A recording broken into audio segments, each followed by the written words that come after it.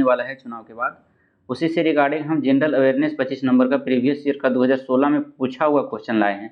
तो चलिए देख लीजिए इसकी टेंडेंसी क्या रही है, इससे आपको आइडिया मिल जाएगा, ताकि आपको मालूम चल जाए कि हमें किस लेवल का प्रिपरेशन करना है। तो चलिए देखिए 26 नंबर क्वेश्चन से स्टार्ट करते हैं। इससे पहले इंग्लिश था, इंग्लिश आपको कल प्रोवाइड कर दिया जाएगा। देखिए, मैरी क्यूरी ने किस श्रेणी में 2 अलग अलग नोबेल पुरस्कार जीते? तो ऑप्शन नंबर ए हो जाएगा, भौतिकी और रसायन शास्त्र में मैडम क्यूरी को दिया गया था नोबेल पुरस्कार अलग अलग। 1903 में इसके हस्बैंड यानी मैरी क्यूरी के हस्बैंड जो थे रॉबर्ट पीरी और क्यूरी, दोनों साथ मिलकर जो है रेडियो एक्टिविटी खोज के लिए नोबेल पुरस्कार से सम्मानित किया गया था। दूसरी बार बात करें तो दूसरी बार मैडम क्यूरी को 1911 ईस्वी में रेडियम और पोलोनियम की खोज के लिए नोबेल पुरस्कार से सम्मानित किया गया। उसके बाद भौतिकी के क्षेत्र में देखें तो भौतिकी में सबसे पहले नोबेल पुरस्कार प्राप्त हुआ था रोएंटगन को, जो एक्स किरणें की खोज के लिए सम्मानित किया गया। जबकि रसायन में देखिए, रसायन में सबसे पहले नोबेल प्राइज दिया गया था जैकब वांट हाफ को दिया गया था। इसने क्या किया था, उसने गति के नियम यानी गतिकी के नियम और प्रसारण दाब हेतु व्याख्या किया था, उसी के माध्यम से इन्हें नोबेल प्राइज दिया गया था रसायन के क्षेत्र में। तो देख लिया आप। अगला क्वेश्चन लेके चलते हैं 27 नंबर में। 27 नंबर में आपसे पूछा जा रहा है कि निम्नलिखित में से किसे हॉट मनी के नाम से जाना जाता है या कहा जाता है? ऑप्शन नंबर ए हो जाएगा FII। FII का फुल फॉर्म होता है फॉरेन इंस्टीट्यूशनल इन्वेस्टर्स। 28 नंबर में देख लीजिए, किस देश का संविधान संसदीय और राष्ट्रपति दोनों प्रकार की सरकार का मिश्रण है? तो ऐसा सरकार है तो होता है जर्मनी, फ्रांस में है जो अध्यक्षीय और संसदीय दोनों टाइप का मिश्रण पाया जाता है। अगर संसदीय की बात करें तो संसदीय प्रणाली का जनक यूके को माना जाता है। 29 नंबर में अफीम एक पादप उत्पादक है जो डैश से प्राप्त होता है? तो सूखे लेटेक्स से प्राप्त होता है, ऑप्शन नंबर डी हो जाएगा। अफीम की बात करें तो अफीम एक नशीली पदार्थ है। अफीम पोस्ट सूखे लेटेक्स के रूप में एक प्लांट होता है जिसका नाम है सेमनीफेरस प्लांट, उसी से है जो अफीम प्राप्त होता है।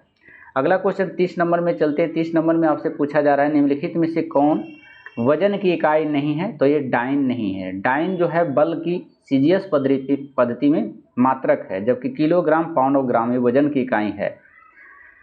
द्रव्यमान का एसआई मात्रक की बात करें तो केजी होता है, नहीं किलोग्राम होता है, और पाउंड में कहें तो 1 पाउंड बराबर होता है 453.6 ग्राम। अगला क्वेश्चन है, भारत में सबसे बड़ा बांध अभ्यारण्य है? तो नागार्जुन, ऑप्शन नंबर सी हो जाएगा। नागार्जुन सागर श्रीशैलम बांध रिजर्व का क्षेत्रफल की बात करें तो 3568 वर्ग किलोमीटर में फैला हुआ है, और यह टाइगर रिजर्व 5 जिलों में फैला हुआ है, नाल, गोंडा, महबूबनगर, करनूल, प्रकाशम और फिर गंटूर जिला में। नागार्जुन सागर या श्रीशैलम रिजर्व 1983 ईस्वी में घोषित किया गया। वही प्रोजेक्ट रिजर्व की बात करें तो प्रोजेक्ट टाइगर रिजर्व की शुरुआत जो हुआ था 1973 ईस्वी में हुआ। जिम कॉर्बेट की बात करें तो जिम कॉर्बेट यह भारत का प्रथम टाइगर रिजर्व है जो 1973 ईस्वी में शुरुआत किया गया। और भारत का 53वां पूछा जाता है। 53वां टाइगर रिजर्व जो है गुरु घासीदाम राष्ट्रीय उद्यान और तमोर पिंगला वन्यजीव अभ्यारण्य, इन दोनों को संयुक्त क्षेत्र में लाकर इसे घोषित किया गया। बाघ से संबंधित है तो विश्व बाघ दिवस जो है 29 जुलाई को मनाया जाता है। अगला क्वेश्चन है, भारत के प्रथम चुनाव आयुक्त थे? तो सुकुमार सेन थे, ऑप्शन नंबर बी हो जाएगा। भारतीय संविधान में अगर चुनाव आयुक्त की बात करें तो 324 से लेकर 329 अनुच्छेद तक वर्णन है। 324 में राष्ट्रपति कहते हैं, यानी राष्ट्रपति के अंतर्गत मुख्य निर्वाचन आयुक्त के अलावे 2 अन्य निर्वाचन आयुक्त की नियुक्ति करने का अधिकार है। इनकी नियुक्ति 6 वर्ष या 65 वर्ष, जो भी पहले 65 वर्ष तक के लिए किया जाता है। अक्टूबर की बात करें तो अक्टूबर 1993 से निर्वाचन आयोग बहुसदस्यीय बना दिया गया था। भारत की प्रथम महिला निर्वाचन आयोग की बात करें तो रमा देवी थी, और प्रथम मुस्लिम निर्वाचन आयुक्त जो थे बाई एस कुरैशी थे। अगला क्वेश्चन 33 नंबर में देख लीजिए, हमारे साथ जुड़े रहेंगे आप लोग। 33 नंबर में आपसे पूछा जा रहा है, देख लीजिए 33 में कहा जा रहा है आपसे कि किसकी उपस्थिति के कारण गाय के दूध का रंग हल्का पीला होता है? तो हल्का पीला जो होता है केरोटीन के कारण होता है। ये बार बार पूछा जाता है क्वेश्चन में।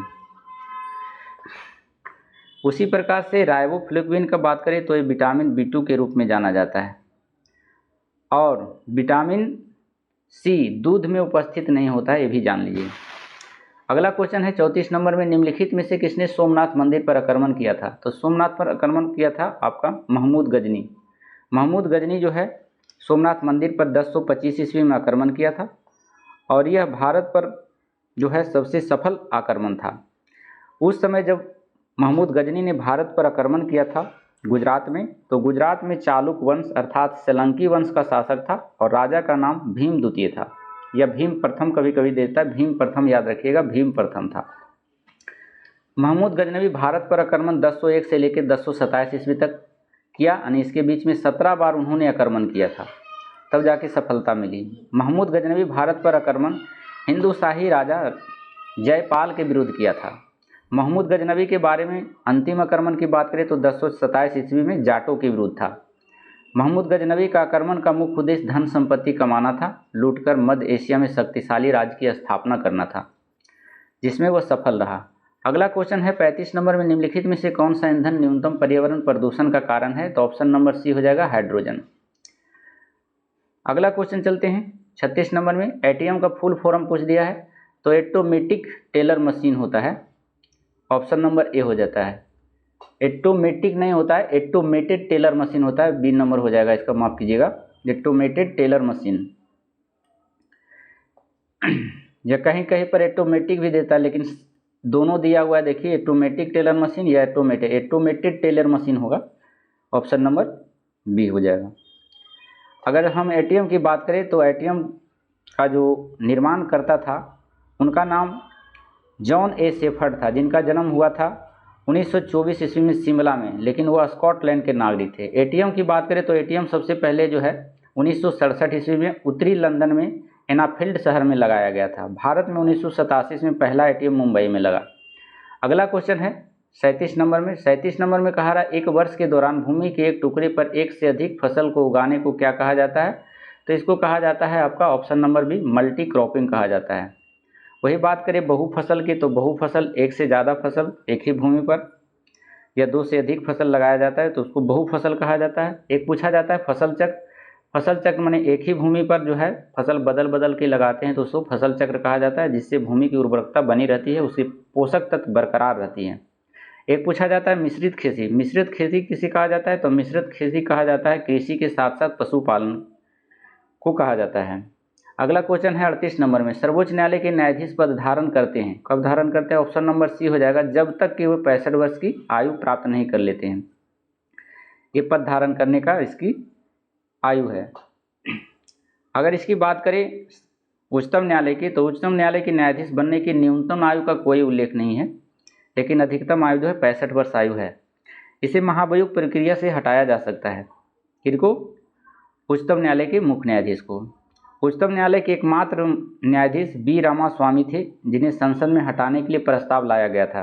उच्चतम न्यायालय के मुख्य न्यायाधीश की नियुक्ति कॉलेजियम पद्धति के आधार पर राष्ट्रपति के द्वारा किया जाता है। उसी प्रकार से हाईकोर्ट में देखें तो हाईकोर्ट में है न्यायाधीश की धारण करने की आयु जो है 62 वर्ष है, लेकिन न्यूनतम आयु कोई उल्लेख नहीं है। 39 नंबर में चलते हैं। 39 नंबर में कहा जा रहा है महात्मा गांधी अपनी दांडी यात्रा की शुरुआत की थी, तो साबरमती आश्रम से की थी, ऑप्शन नंबर डी हो जाएगा। चलिए हमारे साथ जुड़े रहेंगे आप लोग।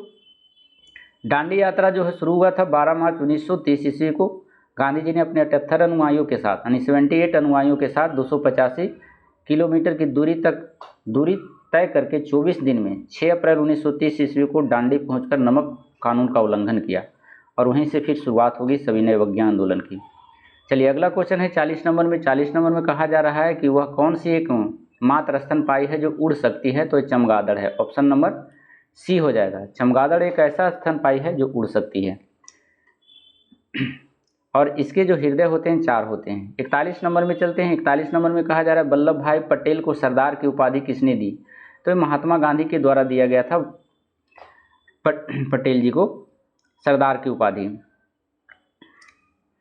वल्लभ भाई पटेल बारदोली किसान आंदोलन की सफलतापूर्वक संचालन भी किया था और पटेल की इस सफलता से प्रभावित होकर गांधी जी ने बारदोली की महिलाओं की ओर से सरदार की उपाधि दिलवाई।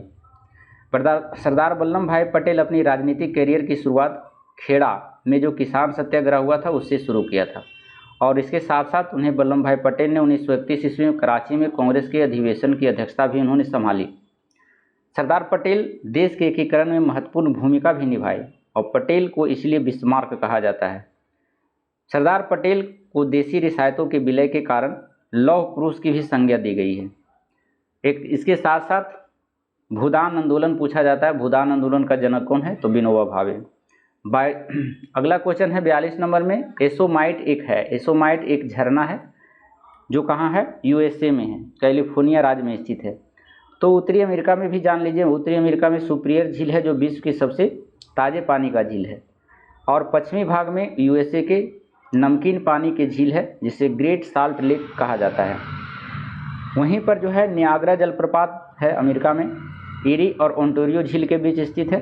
तो बैकाल झील है। टिटिकाका झील विश्व की सबसे ऊंचा स्थान पर स्थित नौकायान झील है। और भारत में सबसे नमकीन झील की बात करें तो वो है सांभर झील। ये सभी आपको एग्जाम में पूछने वाला क्वेश्चन है, हमेशा कहीं ना कहीं पूछा गया क्वेश्चन है। 43 नंबर में चलते हैं। 43 नंबर में देख लीजिए हमारे साथ, पहली भारतीय उपग्रह आर्यभट्ट प्रक्षेपित किया गया था। तो ऑप्शन नंबर बी हो जाएगा। 1975 ईस्वी में प्रक्षेपित किया गया था। आर्यभट्ट उपग्रह को कॉस्मोस 3M प्रक्षेपण यान का प्रयोग करके प्रक्षेपित किया गया था। सबसे पहला जो है भारतीय दूरसंचार उपग्रह जो था एप्पल था। एप्पल जो है एरियन 1 प्रक्षेपण यान के द्वारा 1981 ईस्वी में 19 जून को फ्रेंच गुयाना से प्रक्षेपित किया गया था। चलिए अगला क्वेश्चन है 44 नंबर में, करा 1984 ईस्वी के भोपाल गैस त्रसादी डैश से संबंधित है? तो मिथाइल आइसोसाइनाइड से संबंधित है। ऑप्शन नंबर सी हो जाएगा। भोपाल गैस त्रसादी जो है 3 दिसंबर 1984 को हुआ था। भोपाल गैस त्रसादी जो है भोपाल में स्थित है। वहाँ पर एक कंपनी था यूनियन कार्बाइड कंपनी जो कीटनाशक बनाती थी। कीटनाशक संयंत्र था जिससे जहरीली गैस का रिसाव हुआ, बहुत सारे लोगों की मृत्यु हो गई थी। चलिए अगला क्वेश्चन है आपका, हमारे साथ बने रहेंगे। 45 नंबर में 45 नंबर में कहा जा रहा है कि औरंगजेब की मृत्यु कहाँ हुई? तो औरंगजेब की मृत्यु जो हुआ था वह अहमदनगर में हुआ था। देख लीजिए यहाँ पर अहमदनगर। कब हुआ था? तो 1907 ईस्वी में। औरंगजेब का मकबरा भी औरंगाबाद में स्थित है, महाराष्ट्र में है। औरंगजेब का जन्म जो हुआ था दोहदा में हुआ था 1618 ईस्वी में।